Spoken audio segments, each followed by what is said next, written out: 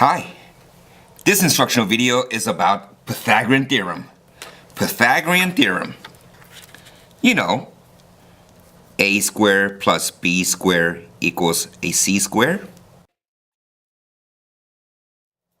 We're going to use that to find the missing side of a given right triangle. This instructional video is designed for students who struggle with finding the missing side. So the first three examples is going to be all about finding the C. The C, or the longest part of a right triangle, is called the hypotenuse. Hypotenuse is always the longest part of a given right triangle. The other two short sides are called the legs. And hypotenuse is always opposite of its vertex, the 90-degree angle. And we're going to only practice on finding the C first.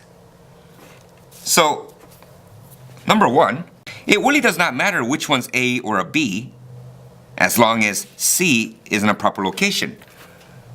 So to solve this one, I will first say a squared plus b squared equals c squared. Let's say the A is the 9. So this will become 9 squared. Then the B is the other leg, so let's call that 12. So it's 12 squared.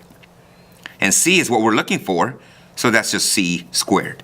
We're going to evaluate 9 squared is like saying 9 times 9, which is 81. 12 squared is, of course, 12 times 12, or 144. And the c squared, which we're looking for. 81 plus 144, it is 225 equals c squared. Now what we're going to do is, to solve for c, we're going to do the inverse of a square, which is square root. And whatever you square root to one side of the equation, you must also square root the other. I'm not going to explain it now, but just remember this. When you square root a squared number, the base number, in this case a c, just comes out. So for example, if I say something like 14 squared, and if I square root it, the base number 14 just comes out by itself. Just keep this in mind. There will be another instructional video that discusses the inverse functions of a square. And square root of 225, in fact, is 15. So, the missing side, C, is 15. And again, I just explained that hypotenuse is the longest part of a right triangle. And this holds true because 15, being the hypotenuse, it is the longest distance of this given right triangle. So why don't you try numbers 2 and 3 now? Go ahead. All right. So now number 2. First thing you should always do is have a system where you do the same thing over and over. So you say a squared plus b squared equals c squared. If you like to be consistent again, last time I said this was a, so why don't I make this a as well? So that's 5 squared. Then this becomes a b, 14 squared. And c is what we're looking for, so that's a c squared. 5 squared is 25. 14 squared, I think it's 196, so but let me do my thing. 14 squared, according to my calculator, is in fact 196. Is equal to c squared. We're going to add those two integers, and 196 plus 25 is 221. 221. Uh-oh, we have a little problem now. We're going to square root both sides, but I know that 221 is not a perfect square. So, anyway, the square root of a c squared is just c. What's the square root of 221? Let's figure it out. Square root of 221 is approximately 14.866. Usually the book will ask you to round it to the nearest 10th place, so this will become 14.9. So 14.9. There you have it. Maybe you should use a calculator for the next one too, just in case, huh? All right.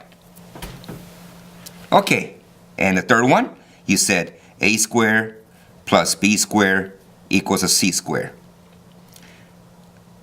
A is the 9, so that's 9 squared. B is the 40, that's 40 squared, and the c squared. 9 squared is 81. 40 squared is like saying 40 times 40. So 4 and 4 is 16 with 2 zeros. 81 plus 1600 is 1681. And that equals a c squared. Now we're going to solve for c by square rooting both sides of the equation. I have no idea what a square root of 1681 is. Thank goodness for calculators. So here we go. So square root of 1681. My calculator says, oh, hey, nice, 41. Comes out nice and neat. So, to find the c, a squared plus b squared equals a c squared, and solve for c. There it is. Okay then, let's continue on with the Pythagorean Theorem, and this time, instead of looking for the hypotenuse, the c, let's look for the missing leg of a right triangle for a's only. Okay, so in this case, we are given the b and the c. So how do you find the a? Well, the procedure is still the same. We use the Pythagorean Theorem, a squared plus b squared equals c squared. Now, it's already been shown to you that a is what we're looking for, so that's a squared. Now, the b is defined as 16 unit measurements, so we go 16 squared. And this time, the hypotenuse is given to you as 20, so that's 20 squared. So we start evaluating for the given numbers, so we got a squared plus 16 is, I believe, is 256. Let's check it out. Here we go. 16 squared is 256. So 256. And 20 squared is like saying 2 times 2, which is 4, with 2 zeros. Now, to solve for a squared, we're going to use an equation format. When we solve for an equation, we go minus 256 to both sides of the equation. And since 256 and negative 256 is additive inverse, they cancel out to be a 0. So all that's left on the left side of the equation is a squared. On the right side, 400 minus 256 is, let's be sure I do this correctly, 400 minus the number 256, it says 144. Hey, I know that 144 is a perfect square because if I square root both sides of the equation, the square root of an a squared is simply an a, and 12 is the square root of 144. So the missing side of this triangle is 12. So how about numbers 5 and 6? Maybe you should pause and try those on your own. Alright then, number 5, again, just like number 4, we are looking for the missing side, the leg, the a. So again, a squared plus b squared equals c squared. The a is what we're looking for, so it's going to be a squared. Now the b is given as 15 unit measurements, so that's 15 squared. And 17 is the c, so that's where it goes. We start evaluating to solve for the a, so we got a squared plus, well, 15 squared, I think it's 225. Let's check that as well. 15 squared is 225. So 225. I forgot what 17 squared is. So 17 squared, it says 289. Maybe I should remember that for future reference. 289. Now we're going to solve for a by subtracting the 225 to both sides of the equation. So 225 minus 225, it cancels out to a 0. So we got a squared on the left. And on the right side, 289 minus 225 is going to be 64? 64. Oh, that's a perfect square as well. Because if I square root both sides of the equation, square root of an a squared again is a. 8 times 8 is 64. So square root of 64 is 8.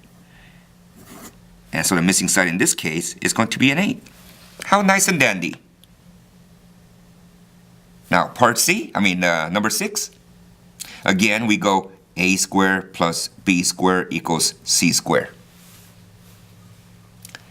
Even though it looks kind of awkward, it's still a triangle.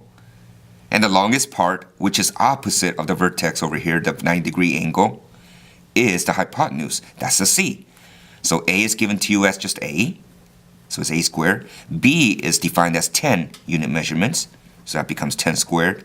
C squared is then 26 squared. I will use a calculator for that one.